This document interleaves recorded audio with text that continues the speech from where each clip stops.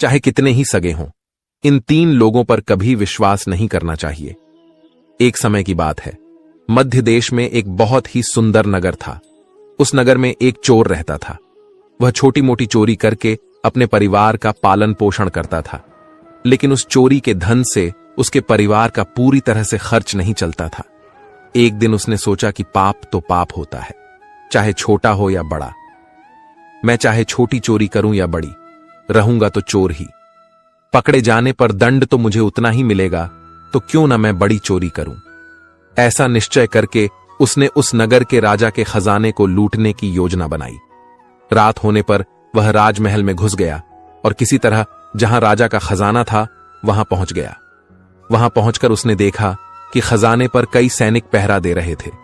सख्त पहरा देखकर चोर को लगा कि उनकी आंखों में धूल झोंकना बहुत कठिन काम है और सोचने लगा कि यहां तो साक्षात काल पहरा दे रहा है। अगर मैंने चोरी करने की कोशिश की तो जीवित नहीं बचूंगा। यह सोचकर चोर उल्टे पांव लौट पड़ा और लौटते समय उसने सोचा कि खाली हाथ लौटने से तो अच्छा है कि कुछ न कुछ तो यहां से ले ही चलूं। मेरा यहां आना व्यर्थ नहीं होना चाहिए। चोर के दिमाग में विचार आया कि राजा के शयन कक्ष में जाना चाहिए, जहां राजा सोता है, और शायद इस समय राजा अपने कपड़े उतार कर सो गया होगा। मैं राजा के राजवस्त्र चुरा कर ले आऊंगा और उन्हें पहनकर आसानी से धन चुराकर यहां से निकल जाऊंगा। पहरेदारों को लगेगा कि मैं राजा हूं, इसलिए वे मेरे रास्ते में नहीं आएंगे और मेरा काम आसान हो जाएगा। ऐसा निश्चय करके चोर राजा के शयन कक्ष के पास पहुंच गया और उसने धीरे से पर्दा हटाकर देखा तो अंदर का नजारा देखकर आश्चर्यचकित रह गया। उसने देखा कि राजा अपने पलंग पर गहरी नींद में सो रहे हैं और उनकी रानी अर्धनग्न अवस्था में पलंग पर बैठी हुई है। रानी को जागता हुआ देखकर चोर के हाथ पैर फूल गए और वह एक तरफ दीवार से सटकर खड़ा हो गया और रानी के सो जाने का इंतजार करने लगा। थोड़ी देर बाद फिर उसने पर्दा हटाकर देखा कि रानी सोई हैं या नहीं, क्योंकि रानी सो जाए तो राजा के वस्त्र चुराए जाएं। चोर ने देखा कि रानी अभी भी उसी तरह बैठी हुई थी। यह देखकर चोर वहां रखी हुई टेबल पर बैठने लगा। जैसे ही वह टेबल पर बैठा तो उस पर रखी हुई पानी की गिलास नीचे गिर गई। उस आवाज को सुनकर राजा की नींद तो नहीं खुली, परंतु रानी तलवार लेकर बाहर आ गई और तलवार चोर की गर्दन पर रख दी और बोली, कौन है तू और यहां किस लिए आया है? सच सच बता, वरना तेरा सिर धड़ से अलग कर दूंगी। चोर डर के मारे पसीने से लथपथ हो गया और हाथ जोड़कर गिड़गिड़ाता हुआ बोला, रानी साहिबा, मेरी जान बख्श दो। मैं एक गरीब चोर हूं और चोरी करने के उद्देश्य से ही यहां आया हूं। छोटी मोटी चोरी करके अपने परिवार का पालन पोषण करता हूं। आप मुझे मार दोगी तो मेरे बच्चे अनाथ हो जाएंगे। मैं वचन देता हूं कि इस बार मुझे छोड़ दो। मैं कभी दोबारा राजमहल की तरफ मुड़कर नहीं देखूंगा। मेरे छोटे छोटे बच्चों पर रहम करो। रानी को उस पर दया आई और उसने कहा, सुनो, मैं तुम्हें एक शर्त पर छोड़ सकती हूं। मैं इस समय काम से पीड़ित हूं। यदि तुम मेरे साथ समागम करोगे तो मैं तुम्हें यहां से जाने दूंगी, वरना एक ही झटके में तुम्हारा सिर काट दूंगी। रानी की यह अनोखी शर्त सुनकर चोर और भी ज्यादा घबरा गया और कहने लगा, रानी साहिबा, ये आप क्या कह रही हो? मैं तो एक चोर हूं और आप इतने बड़े राज्य की महारानी। मेरी क्या औकात है जो मैं आपके साथ ऐसा करूं? मेरे लिए तो यह सोचना भी बहुत बड़ा पाप है। रानी ने कहा, मैं कुछ नहीं सुनना चाहती। अगर तुम्हें अपनी जान प्यारी है तो मैं जैसा कहती हूं वैसा ही करो, वरना मरने के लिए तैयार हो जाओ। रानी का ऐसा प्रस्ताव सुनकर चोर की जान हलक में अटक गई और सोचने लगा, आज मैं बहुत बड़ी मुसीबत में फंस गया। यदि मैंने रानी की बात नहीं मानी तो भी मारा जाऊंगा और मान ली तो भी मारा जाऊंगा। चोर बहुत बड़ी दुविधा में पड़ गया कि क्या करूं। आखिरकार उसने रानी के साथ समागम करने की बात को स्वीकार कर लिया और बोला, रानी साहिबा, मुझे 5 मिनट का समय दे दो। मुझे बहुत जोर से लघु शंका लगी है। पहले मुझे लघु शंका से निवृत्त होने दो, उसके बाद आप जैसा कहोगी मैं वैसा ही करने के लिए तैयार हूं। रानी ने तुरंत तलवार के इशारे से शौचालय को बता दिया और चोर उसकी तरफ चल पड़ा। रानी वहीं पर खड़ी होकर उसके लौटने की प्रतीक्षा करने लगी। चोर ने इस बीच रानी की नजर से बचकर वहां से भागने की कोशिश की, भागते भागते जब वह द्वार पर पहुंचा तो द्वार पर जो सैनिक था उसने उसे पकड़ लिया और उससे पूछताछ की। चोर डरा हुआ था। उसने सैनिक को सच सच बता दिया कि वह एक चोर है और राजमहल में चोरी करने आया था, लेकिन रानी ने उसे पकड़ लिया और छोड़ने के बदले एक शर्त रखी थी कि वह उसके साथ समागम करे। इसलिए मैं लघु शंका का बहाना बनाकर वहां से भाग आया।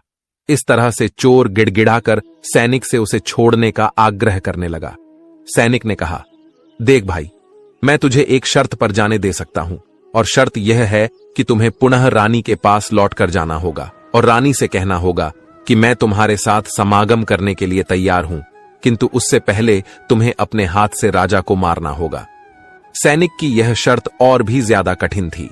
चोर ने सोचा कि वैसे तो प्राण बच भी सकते थे, परंतु अब नहीं बचेंगे। अगर रानी से यह बात कही तो रानी मेरा सिर काट देगी। अब चोर को चारों तरफ मौत ही मौत दिखाई दे रही थी।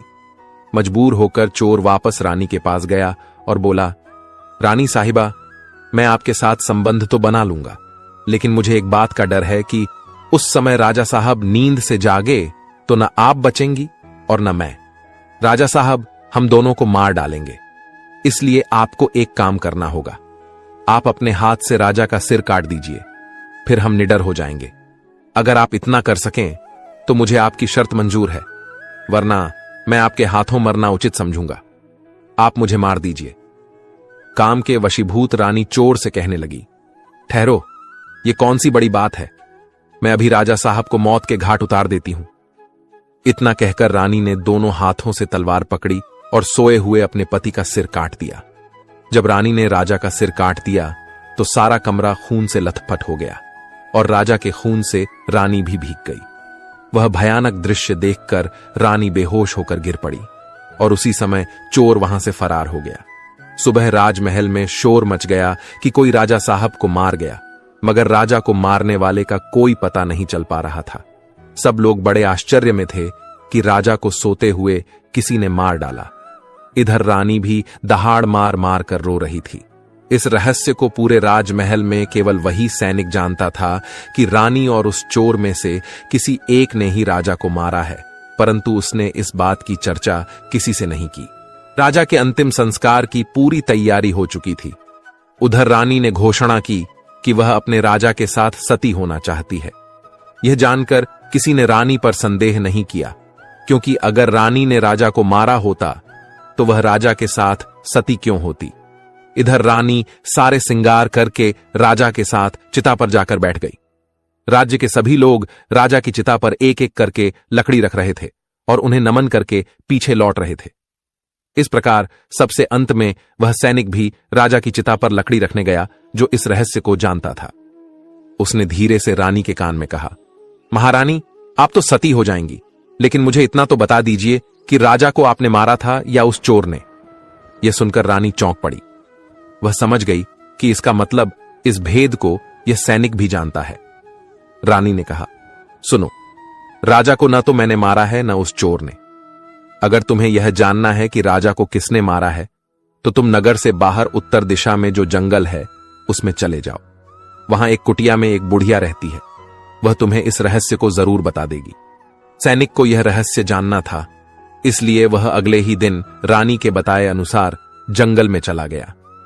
जंगल में पहुंचने पर उसे वह कुटिया दिखाई दी जिसमें वह बुढ़िया रहती थी। सैनिक उस बुढ़िया के पैर पकड़कर बोला, मां जी, मैं एक रहस्य जानने के लिए आपके पास आया हूं। राजा साहब की हत्या किसने की, मुझे बताइए। तब बुढ़िया मां कहती है, बेटा, अगर तुझे यह रहस्य जानना है तो तुझे एक काम करना होगा। मेरी कुटिया के बाहर एक बकरा बंधा हुआ है, तू अपनी तलवार से उसका सिर काट दे और सिर काटते ही बकरे की दाढ़ वहीं गिर जाएगी और उसका सिर हवा में उड़ने लगेगा। तब तुम उस बकरे के सिर के कान पकड़कर लटक जाना। वह बकरे का सिर तुझे जिस जगह पर ले जाएगा वहां पहुंचकर तुझे तेरे सवाल का जवाब मिल जाएगा कि राजा को किसने मारा है। अब सैनिक ने वैसा ही किया। कुटिया के बाहर जो बकरा बंधा हुआ था, सैनिक ने उस बकरे का सिर काट दिया। सिर कटते ही वह हवा में उड़ने लगा। उसने झपटकर बकरे के दोनों कान पकड़ लिए। वह सिर उड़ता हुआ उसे उस भयंकर वन के बीचों बीच ले गया। उस जगह पर एक गुफा बनी हुई थी। उस गुफा के द्वार पर जाकर वह सिर नीचे उतर गया। सैनिक सोचने लगा कि इस जंगल में न तो कोई मनुष्य दिखाई दे रहा है, यहां भला कौन मुझे राजा की मौत का रहस्य बताएगा। वह गुफा के द्वार पर खड़ा यही सोच रहा था, और वह गुफा एक राक्षस की थी, जिसमें वह राक्षस और उसकी एक बेटी रहते थे। अब शाम हो गई थी और वह राक्षस अपने भोजन के लिए बाहर गया हुआ था। गुफा के अंदर उसकी बेटी मौजूद थी। इधर जब राक्षस कन्या को किसी मनुष्य की गंध मालूम पड़ी तो वह द्वार पर निकल कर आई। उसने देखा कि एक हटा-कटा नौजवान गुफा के द्वार पर खड़ा है। राक्षस कन्या ने सोचा कि अगर मैंने इसे खा लिया तो मेरे एक समय की भूख मिट जाएगी, और अगर मैंने इसे जिंदा रखा तो यह नौजवान मेरे बहुत काम आएगा। राक्षस कन्या ने तुरंत एक सुंदर लड़की का रूप बनाया और उसके सम्मुख पहुंच गई। इतनी सुंदर स्त्री उसने आज तक पहले कभी नहीं देखी थी। वह सैनिक उसे देखते ही उस पर मोहित हो गया। लड़की भी उसे अपनाने के लिए आई थी, इसलिए उसे अपनी गुफा में बुलाकर ले गई और उसके साथ खूब मस्ती की। के आने का समय हुआ तो लड़की ने उसे मक्खी बनाकर दीवार पर चिपका दिया। राक्षस आया और उसने लड़की से पूछा, बेटी, मुझे किसी मनुष्य की गंध मालूम पड़ रही है। मुझे लगता है कि कोई आदमी हमारी गुफा में घुस आया है। तब बेटी बहाना बनाती हुई बोली, पिताजी,